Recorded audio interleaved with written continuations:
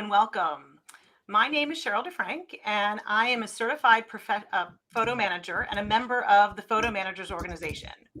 I'm thrilled to have you here with us for this session of Save Your Photos Month 2025. Every year, we dedicate the month of September to sharing information and guidance for organizing, digitizing, and safeguarding your most cherished memories. So far this month, we've explored preserving printed photos, digitizing your collections, and organizing digital files. But today, we're going to take a completely new angle. We're going to learn what your family photos are really telling you. So ask yourself, do you have boxes of old family photos filled with unidentified faces or mysterious moments that you can't quite remember? Lisa Lisson is our special guest today, who will guide us through her proven 4-step photo analysis method to uncover hidden stories in your pictures, from clothing styles to body language to the tiniest props and details in the photo that hold valuable information. If you haven't yet, hit that like button and subscribe to this channel. And if you haven't already, be sure to register for Save Your Photos Month to get reminder emails for all the remaining sessions, covering all kinds of topics to help organize, preserve, and safely share your family photos. The link is in the video description for this video, and Save Your Photos Month is free. All of the sessions are completely free. So take a moment to say hello in the chat, and we'll get started in just a minute.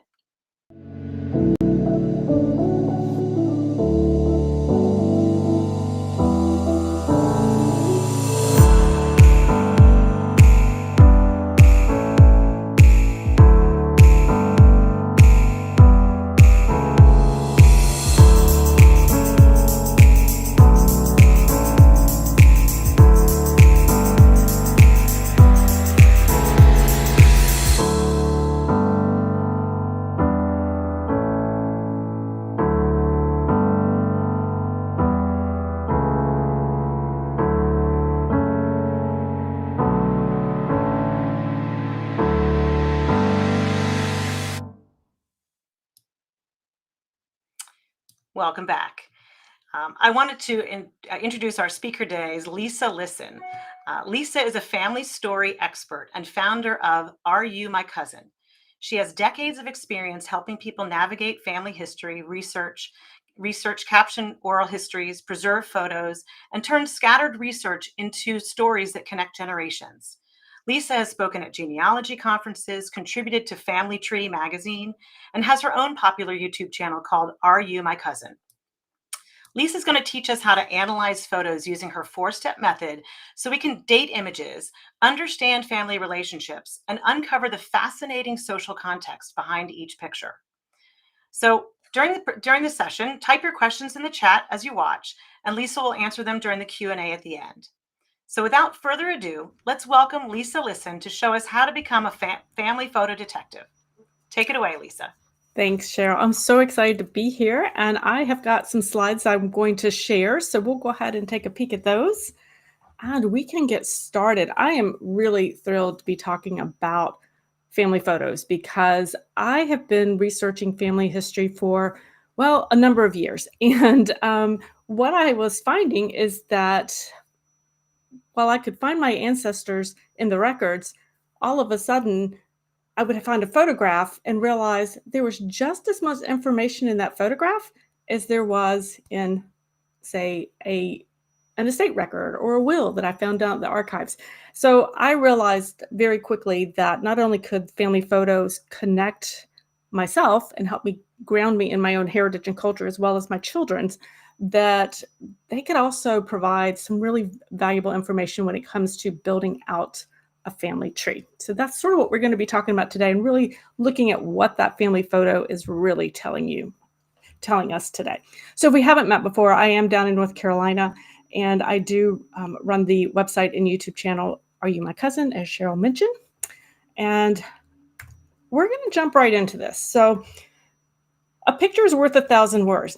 Now, this is something that I think, well, it's a quote that's been around for quite a long time. It is attributed to Fred Barnard, and I had heard it for a long time. I hadn't really thought a lot about it, but as I was looking through my photographs and started working with photographs as part of my research process, I realized that's exactly what these photographs were doing. They were telling us, each photograph, each picture was telling me a story about the individual, about the event, about even the scenery, whatever the image was. And so I was thrilled to really kind of start to dig into the stories. When I started doing family history a number of years ago, what I noticed is that I started asking questions to family members, who was related to whom, what were the family stories, and all of a sudden, my extended family seemed to take that as the cue to clean out their closets and clean out from under the beds. And I would come home from Thanksgiving, Thanksgiving family gathering with boxes, literally boxes of hundreds of photographs, um, 100 plus years old. So, and forward. So I just would have all of these boxes. I would go to my mailbox and find an envelope with a 100-year-old photograph in it that was just coming to me through snail mail. And so I was thrilled to have these. I know that today listening, we have folks who are interested in photographs. We have some family historian enthusiasts. We have family photo organizing, people who are interested in organizing. So I think we all can appreciate the fact that where we find these photographs can be quite varied in how they find us, and that they are quite valuable and have a lot of information for us to look at. Now, the first step that when I'm working with a photograph, if I want to understand that photograph, the first thing I'm really going to do is scan it. Many of my photographs that I have, my older photographs, are original photographs. They're not necessarily scanned. In recent years, I'm getting more scanned digital copies of photographs that people send to me or will share with me. They'll just scan it themselves and share it with me, which is great. Once I have a scanned photograph, though, I'm typically going to go ahead and enhance that photograph. I'm going to do that with tools. Say MyHeritage is a photo suite that I use quite a bit to enhance my photographs. PhotoMine has that properties as well. They're just, even your cell phone, even our smartphones have those apps to, once we scan a photograph, we can edit it by cleaning it up. We can change the contrast if we need to. We can fix the coloration. We can take out, some of them will take out minor scratches. Some photographs, if they're heavily damaged, I have had to seek out professional help for those, but I can do quite a bit, and I think you can too with just a cell phone, with the apps on my cell phone or on my laptop as well. Now, the reason I do that is, one, I want to preserve that image and I want to get a really clear picture, but I also want to reveal any hidden details that might be in a photograph. And so because I'm looking for things that are going to be in the background of a lot of my photographs. When I sharpened up the images here and cleaned up some contrast, I realized that this was a black cloth on top of the baby's parent or whoever's holding that baby, that these are his knees. These are the knees of the person holding the baby. I just thought that was kind of a really cool little tidbit to learn about. So let me show you another one. So this is a photograph here on the left. So this was the original photograph. It's a pretty decent photograph, quite frankly. But I did use, I think on this one, I was using the MyHeritage Photo Suite 4, and I cleaned it up. I enhanced it. A lot of the programs these days will also sharpen an image. So you can see her features became a little sharper. I like to do that again. I'm looking at the individual here and getting it cleaned up. I'm looking for details. So you can see it's a very quick process. So I'm going to, if I don't have a digital image, I'm going to create a digital image, and then I am going to clean it up a bit there. Now, when it comes to getting to the next step, this is the fun part. This is where I start getting really to the fun stuff, guys. The next thing I do is I really study the individuals. I want to look at the individuals. And when I'm looking at a photograph, and if I know who they are, great. If I don't, I'm going to be pulling those clues. I'm looking at clothing styles, because clothing styles are going to tell me when a photograph may have been taken. Most women and men, when they were having their photograph taken, you're not wearing your worst clothes. You're wearing your nicest clothes. You want to be fashionable. You want to present a good front there. And so you're going to be dressed in, a more updated style. I'm looking at body language. So, looking at the clothes, this is a couple, they lived in rural Virginia, and I can pretty much date this one to the late 1950s, early 1960s, kind of based on her dress, her cardigan. She might not have been the most fashion forward person at the time, but I know kind of what they were wearing during that time period in Virginia. So I kind of have an idea of what those fashions were. Um, and I'm looking for accessories. Now, she doesn't have any accessories. She is wearing glasses, so I can take a peek at those. I can look at his shoes, which would tell me a little bit more. Sometimes I can get a clue. These were actually just brown loafers, kind of a basic shoe. Sometimes I find a work boot, which might indicate the type of work they did. I'm looking at her facial shape. So if I did not know that who this couple was, and I actually did, I could look at the facial shape and I would could be able to tell you immediately that the woman is the one who is in my family line, that would be a husband. He married into the family. But this woman, this is the facial shape that I see in photograph after photograph in generations throughout the family. So I know right away what side of the family she belongs to. So I'm always studying faces there. She has no accessories, but thinking back to this picture we just looked at, this is my great-grandmother. This is, again, I'm looking at her facial shape. Again, this is a shape that I see a lot. I'm studying her features to see if I see any features in myself, if I see other children, other generations. I notice that there's an asymmetry in her eyes. And the reason that kind of picked up on that is I actually have seen that same asymmetry in the eyes and the eyebrows in other generations in the same family line. So I know when I see that, now I can recognize a photograph, even though I might not know who it is. I have an idea of, oh, I think that's part of that particular family. So that's very helpful. Looking at the clothing, again, if you want to date when this photograph was taken, I don't know exactly when it was taken, but I'm going to tell you it was taken in the 1910s, sometimes between 1910 and 1919, probably in that time period, because of the top that she's wearing. This was the common style. This was very popular. And so I can get a pretty close approximation for date. And then I'd be able to kind of know her age. She's got this lovely pin here on her, piece of jewelry on her blouse. I make note of all of these things. Sometimes I will see this show up in someone on a different person, say a different woman's blouse pinned to her blouse. Sometimes you'll see these show up just handed down through the family, and so we can kind of see who owned that particular piece of jewelry. This one's not as clear, and for this particular piece, I've not seen it since, but I do know that sometimes can be helpful. The other thing that I'm looking at in accessories, well, this guitar is not, a clothing accessory. It's obviously very prominent, and it tells me about her. So yes, I know that this is Winnie Haley Carr. I know this was taken in the 1910s, and she's, got this, done her hair. She's beautifully dressed, but I know more about her, Winnie, at this point. I know that Winnie was musical, and she went so far as to have her musical instrument, her guitar, with her for this photograph. So I immediately knew that not only was she musical, but music had to play an important part of her life. And so I was actually able to ask some distant cousins about this, and they said, absolutely, absolutely, music was a huge part of this family. And they went on and shared with me about the family dances that they would have after a meal on the weekends. So I was able to not only learn about her, but then use that as a stepping stone to ask other people in the family, what's going on? Tell me about this particular family member, and what else can you tell me? Here's another fun picture that I have. This is taken actually from 1905, and I was able to date that based on the children's clothes and the approximate ages of the children. So it is around 1905 here, and this is the Richardson family out of Southern Virginia.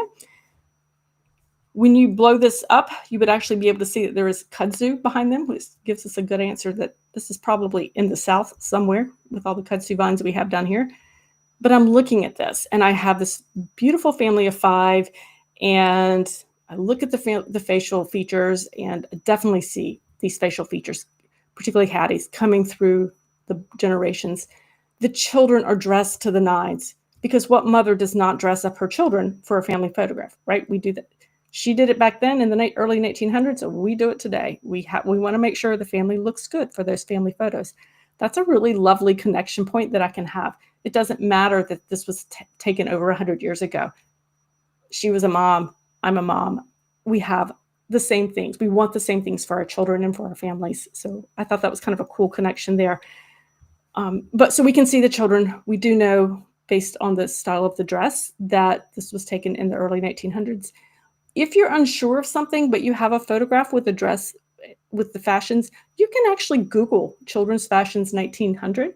But these days, I would just upload it to say, Chat GPT and ask it to evaluate it for approximate year that the photograph was taken. And it will get pretty close. Sometimes you have to do a little more detective work, but it's actually, I've had pretty good luck with that. The other thing I'm looking at here is this family.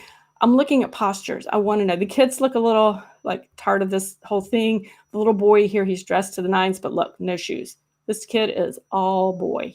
He does no shoes. All the girls are all dressed up.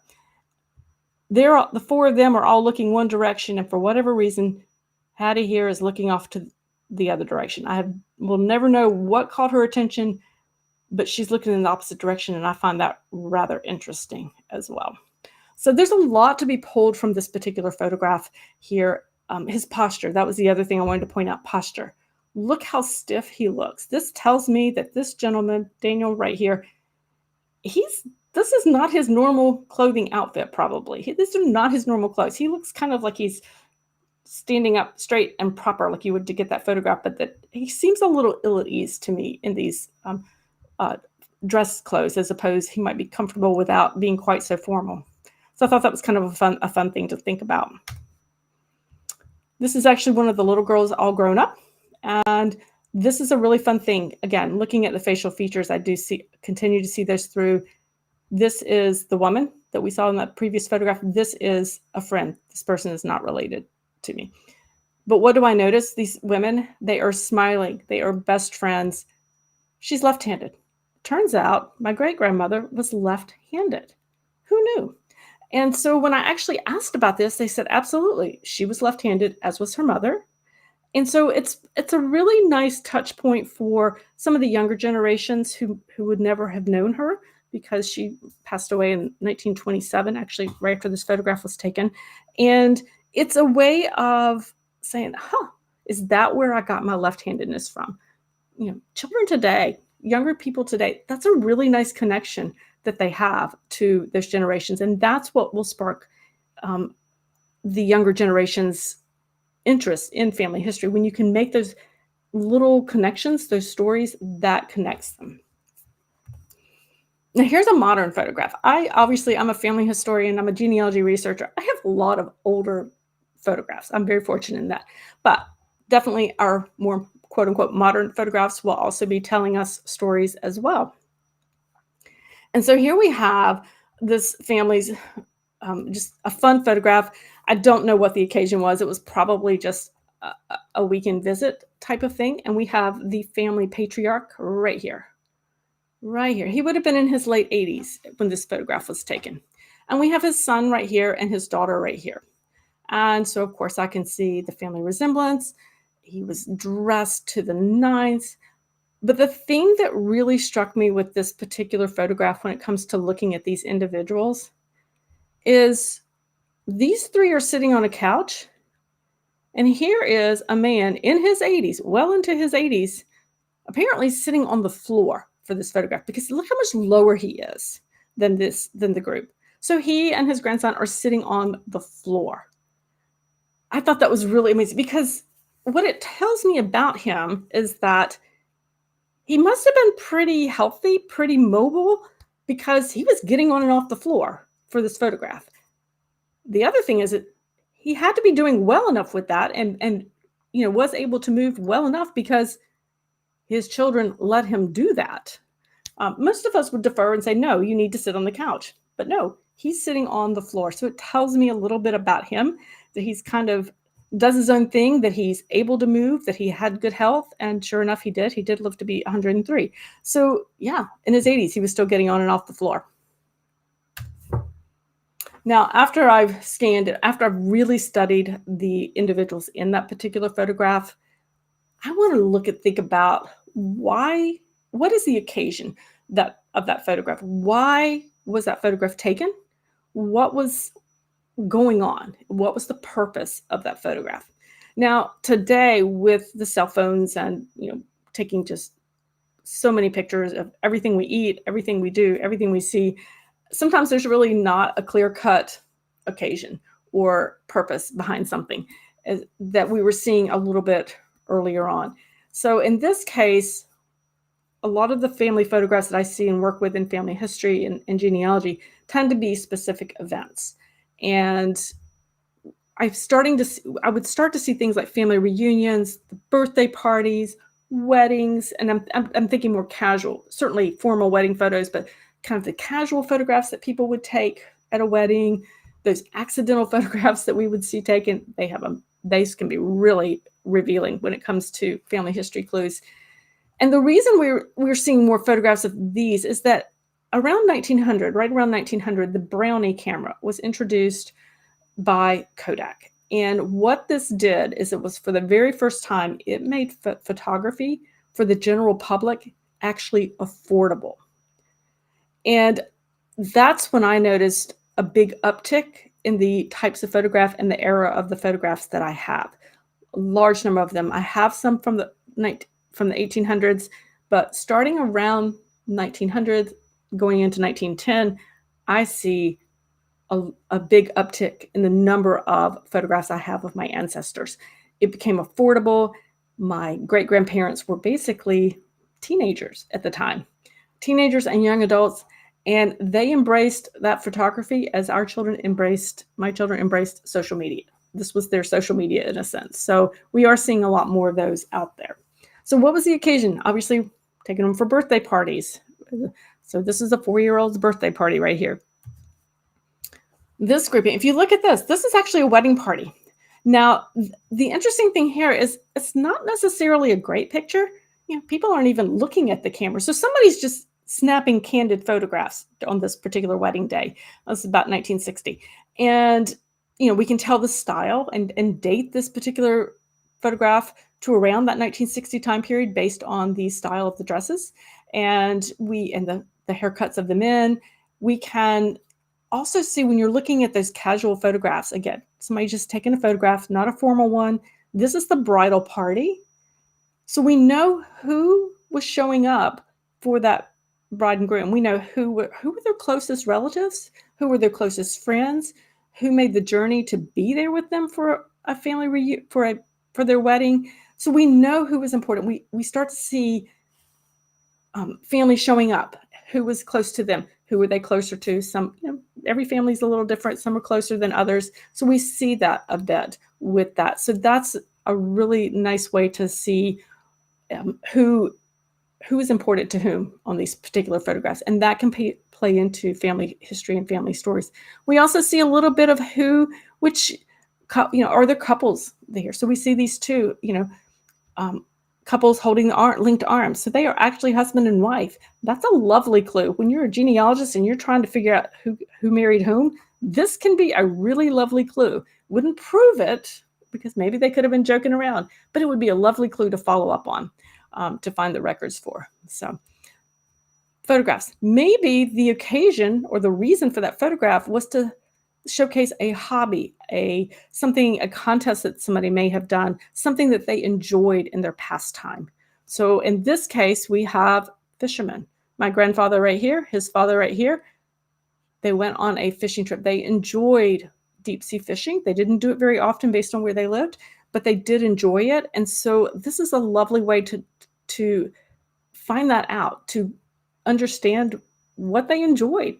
Maybe it's something that stayed in the family. Maybe they were the only ones in the family who ever did it. But it's nice to know a little bit of what their interests were. It gives a little color to the photograph as well. So I find this to be, quite fascinating to see who was in it. Also looking at who went. Originally, I actually thought this photograph was just from my grandfather till I started studying the men and realized that his father was standing way over here on the left. And so we see who enjoyed hanging out together. But it does give us an idea. I had no idea they enjoyed fishing. And so this photograph gave me a little bit of information on that. This is a really interesting photograph. Talking about occasion, I actually don't know the occasion of this photograph. I think it might be a wedding. I'm not 100% sure that, the couple is not wearing your traditional, wedding garb for a bride and groom.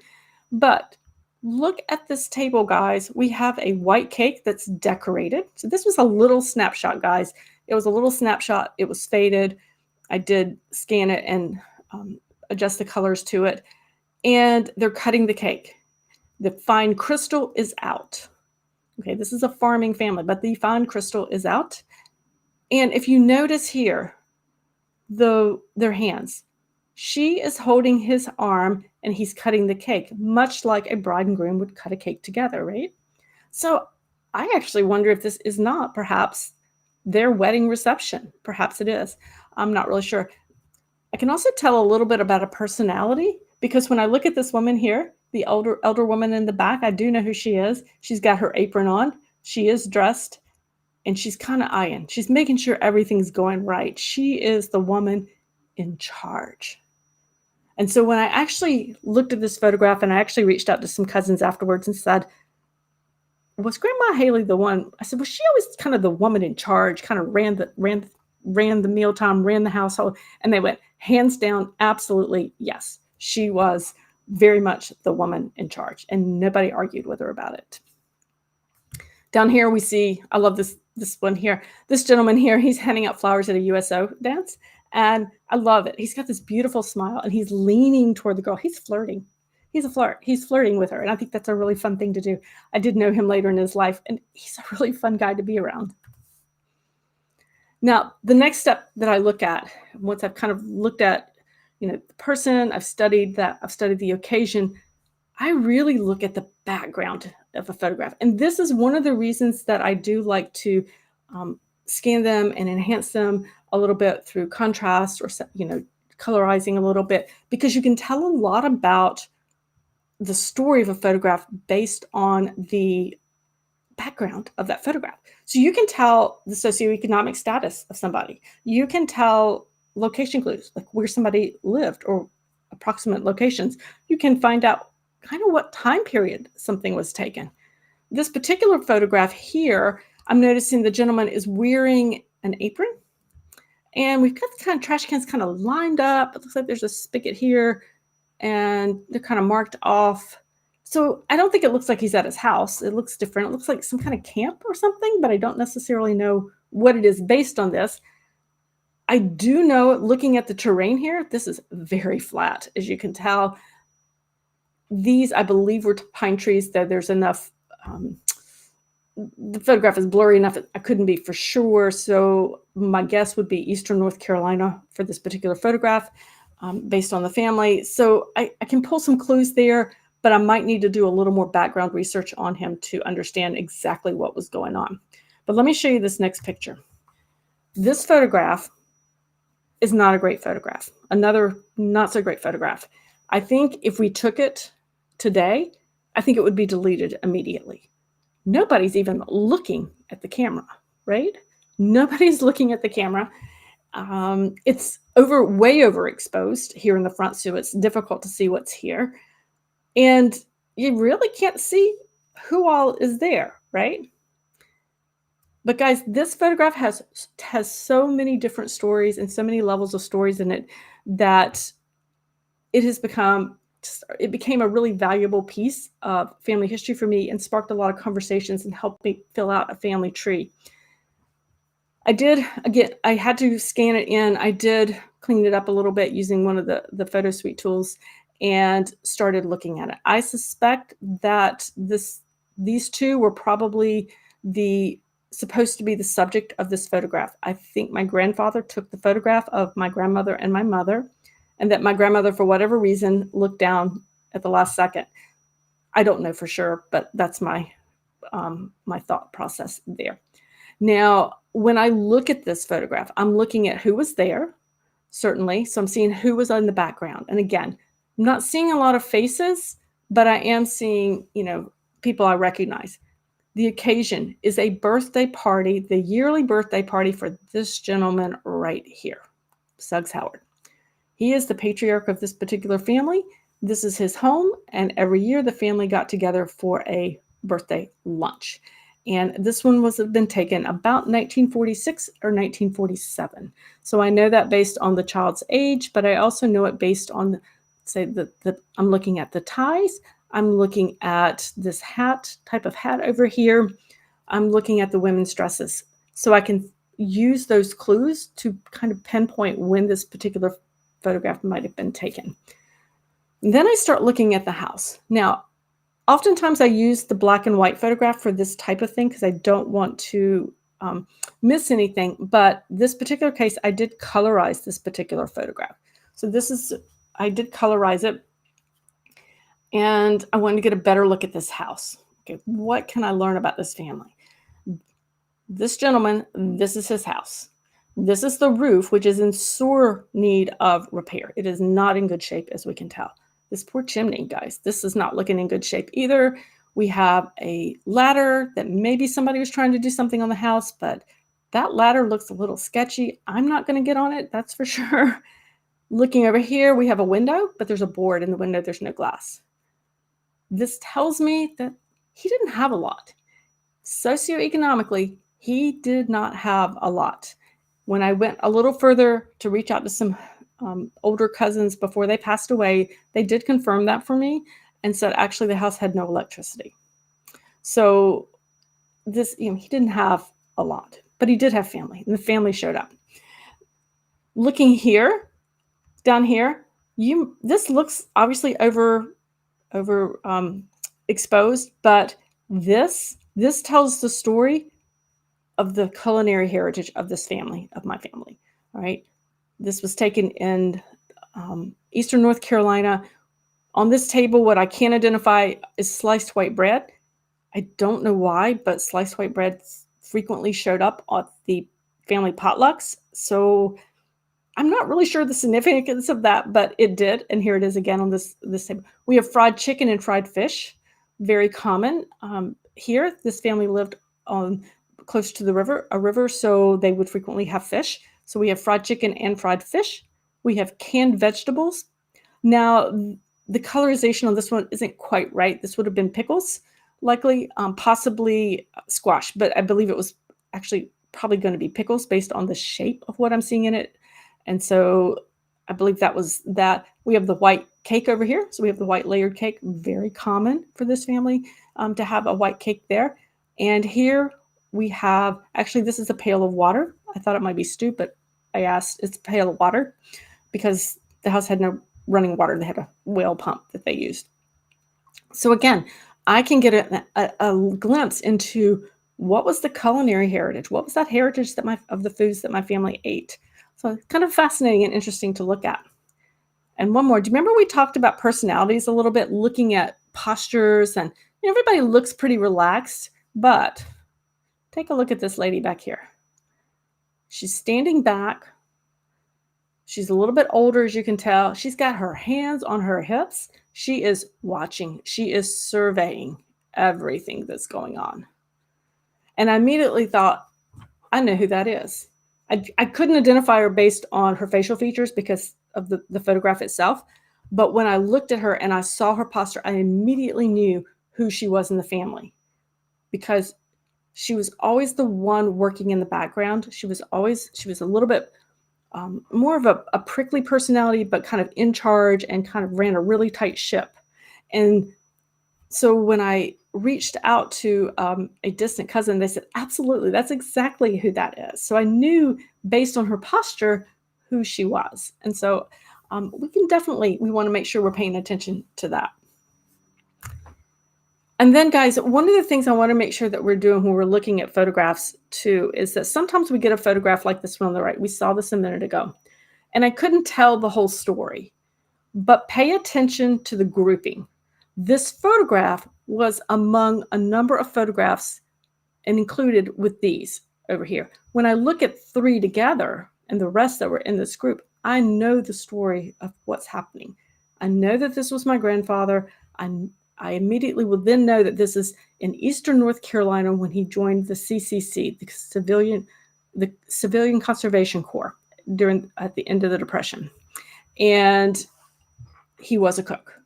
And here he is, right here. He was a cook. And you can see this is not a home. This is more of a barracky type of place that you would cook. There are 4 cooks there, so we know that that was part of it as well. They're relaxed. They work well. My guess is they probably work well together. They're kind of got that relaxed posture there. And then this was here as well. And this was a picture of the camp that they were at. And you can see kind of the barrack type of housing. We don't know which each of the buildings were, but we see that. And so that gives us a clue. All of a sudden, I could tell the story of this young man. Then I could research more about the Civilian Conservation Corps and learn a little bit more about that and what it meant to him, why he was part of it, what it would have done for him. And based on the number of photographs that were in this collection, I know that it was a very important time in his life because of the photographs. We have a number of them in this collection. We see his friends, we see him smiling. And so we know that this was a very important part of his life. So when you're not really sure about a photograph, if you have that option to look, if it's in a collection, that's important. That says as much about that photograph, where it is in the photo album or where it is in that box of photographs, what it's with. That can tell you a lot of information beyond what the actual photograph tells you. So that's a lot of information to throw at you. So I have a challenge for you guys. I want you to be your own photo detective, guys. I don't want you to just automatically throw away mystery photos just because I don't know who it is. I want you to take time to assess it. Maybe it is an accidental photo that, or maybe it was taken of the neighbor's dog. You don't necessarily need those, but don't just assume that it's not one that you don't necessarily need, that it may have some clues in it that you could use. Look at them by era. I oftentimes look at my photographs, based on location. If I look at the ones that were taken at a certain time period in a certain location to see if I can place people and place family members in a specific town or specific state at a specific time period, so I can look for further records in them for research. Again, looking at the photos as series. And it's always helpful to start with what you know. If you're looking at a photograph of 4 people, and you know one of those people, well, that's a great clue because then you know which side of the family you're looking at, right? So start with what you know and build on it from there. And guys, what's truly, truly important, you do all that work. You spend a lot of time with your photos. You enjoy digging into those, getting those stories like I do. Don't forget to share that with your family. Don't forget to share it with other people. It could be, on a family Facebook group. It could just be by email. But don't forget to share the stories. Maybe you just write it down in a journal, because I think when we have those, it's going to help not only ourselves, it's going to help other generations within our family, and going forward, be able to kind of tap into that heritage, tap into that family, those ancestral stories, and be a little more, maybe perhaps feel grounded in their own heritage as well. All right, so thank you so much, guys, for listening and attending to all of this. In the handout, I actually have all of these steps for you, so you don't have to remember those, so you can get those. I think there's a link in the chat. And then I also actually have a family photo starter, a family photo story starter bundle. It's hard to say. And you'll find a link to that in that handout as well. So be sure and grab that. And so I'm going to stop sharing actually and come over and see if there are any questions that I can answer for you guys. All right. And I'm going to grab a water. All right. Well, good. I'll take it from here for just a second, Lisa.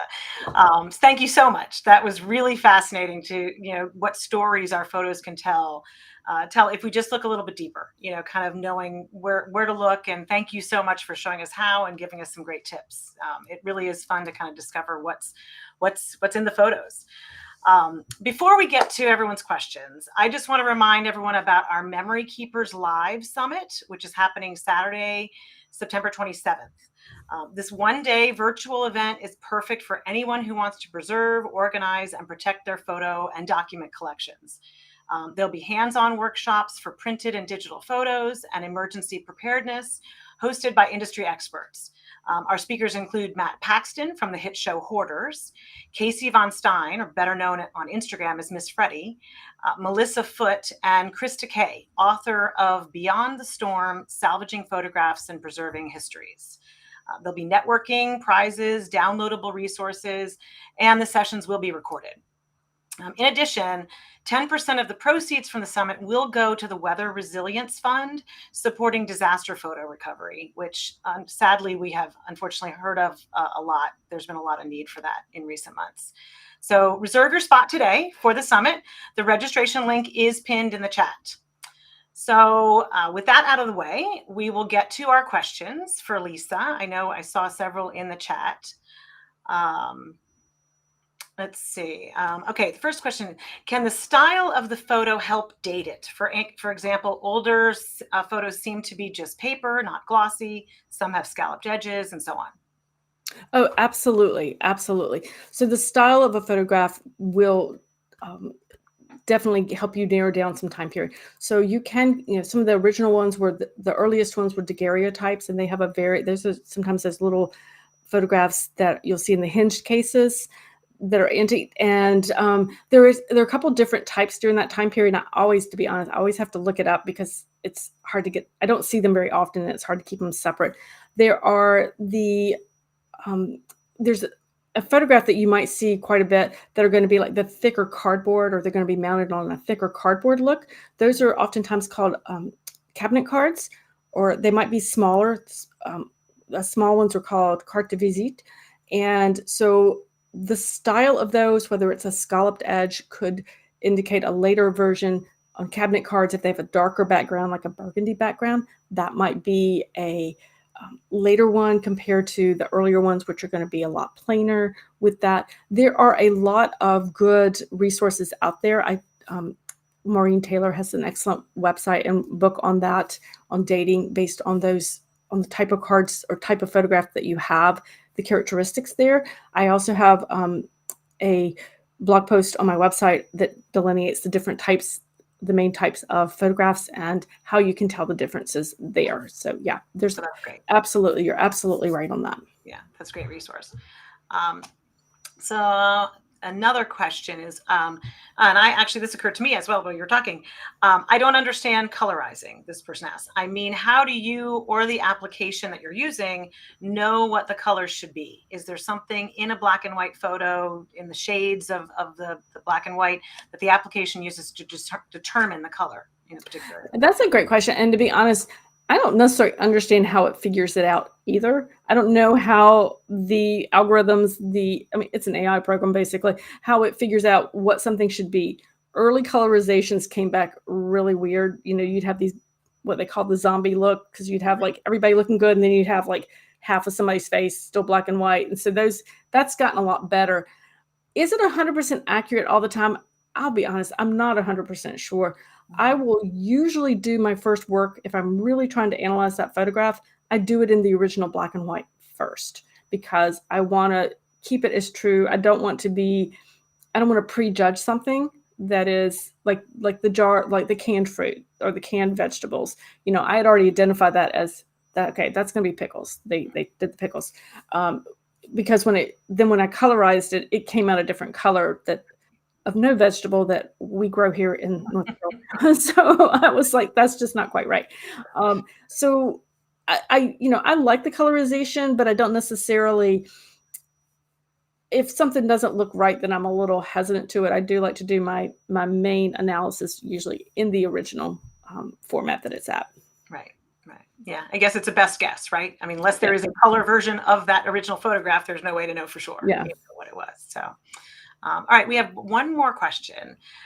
Where do you document the details uncovered by talking to relatives? So I guess So the couple ways to do this, and when I talk to relatives, I do ask them, may I record either video or just audio for that, and then I just label it and I store those in my Google Drive folder. But the information that they're giving me, I will typically take, and I do, I will put it to my family tree. So I have my own family trees at the major databases, but I do have an offline software, family tree Family Tree Maker, I think is what I use. There are a number, all of them are great. That just happened to be the one I used. And I will add that information to the family tree there under the notes section. So there is a section for me to do that. If you're just starting out and you don't actually have that, there is nothing wrong with just keeping a journal of it. I would probably keep a digital journal, and just write the story out, and have put an image of the photo in the document and write it out. At least I have it somewhere documented. Right. I know you can too. I mean, also, I'm sure you probably have done this too. You can actually embed it in the metadata of the photo, depending on what software you're using. And you do need kind of some software, but it's a nice way to make sure that the data travels with the photo, no matter where it goes. Yeah. I think I was thinking probably the longer stories are hard to get all of that. True. There is there is often a limit. Yeah. So, okay. Thank you so much for your questions. If there are any additional questions that we missed or that come in later, of course, Lisa will be able to answer questions on YouTube in the comments. Remember that every photo tells a story, everyone. By looking closely, you can uncover fascinating details about your family's past and preserve those stories for generations to come. I mean, this is why we do this, right? This is why the pictures were taken in the first place, to share the story, and enjoy it at the time and share it in the future. Is why we take photos today. So if you found today's tips helpful, give us a thumbs up and share in the comments which photo you can't wait to investigate first. And let us know what you found when you do. I want to thank Lisa again so much for coming and sharing all this great information with us. I'm excited to go kind of dig into some of my photos as well, for showing us how to uncover the amazing stories hidden in our photos. Subscribe to our YouTube channel. Make sure to register for saveyourphotos.org. Register at saveyourphotos.org so you can continue to get email reminders of all the remaining free sessions in September. Everything we're doing in September for Save Your Photos Month is free. Also, sign up for the Memory Keepers Live Summit. There'll be some great information and hands-on workshops at the summit. You can find links for both of these events in the video description for this video. And in the next Save Your Photos Month session, we'll learn how to safeguard printed photos from fire, water, and disasters with Gowan Weaver. That's actually tomorrow, September 12th at 2 p.m. Eastern Time. So again, subscribe to this channel, turn on notifications, and register at saveyourphotos.org so you don't miss a thing this month. Thanks again for everyone for being here, and we'll see you next time.